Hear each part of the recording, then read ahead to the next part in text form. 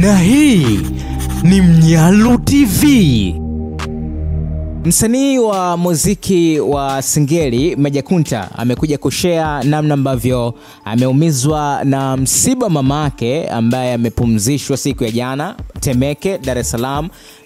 Ni msiba ambao umehudhuriwa na watu wengi, na watu wengi pia waliguswa na msiba huu na kumpa pole na awe mvumilivu katika kipindi hiki kigumu. So ameshare video kwenye peji yake akionekana akibeba jeneza la mama yake kwenda kupumzishwa, na amesindikiza na ujumbe ambao unasema hajaishi na mama yake kwa muda mrefu, lakini ameumizwa sana kwa kipindi kifupi ambacho ameishi na kuondoka kabisa. Ameandika, nimezaliwa na kuishi kwa muda mrefu bila kuonana, bila kukuona. Nilipokuona nilikuwa tayari nimejua mambo mengi ya kimaisha.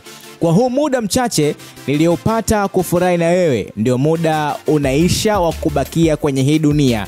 Imeniumiza sana na kuombea rehema. Allah atakutunza kwa dua zangu kila saa ya maisha yangu. Nitakukumbuka daima, nitakutembelea siku zote kwa kuwa bado na kuhitaji. Nitashikamana ndugu zangu ulioniachia, hawa ndio fahari yangu. Alhamdulillah, amen. Kaandika hivyo, na nimeona Chino Kid kaja kumpa pole, kamwandikia pole sana kaka, da sijui nikwambie nini mwanangu, ila pole maniga. Watu wengi wameumizwa, kama kamwandikia Be Strong my brother. Hata jana unaona kwenye msiba wake master wengi walihudhuria kwenda kushirikiana na Dula kumpumzisha. Ni Meja, sio Dula tena, ni Meja, kwenda kumpumzisha mama yake ambaye amezikwa pale Temeke Yombo, kama nilivyokutaarifu hivyo. So Meja ameshare namna ambavyo ameumizwa, na mama yake anaonekana amekutana naye kwa muda mfupi, lakini kwa muda mfupi ambao ameishi ameweza kutoweka duniani. Tuendelee kumpa pole Meja Kunta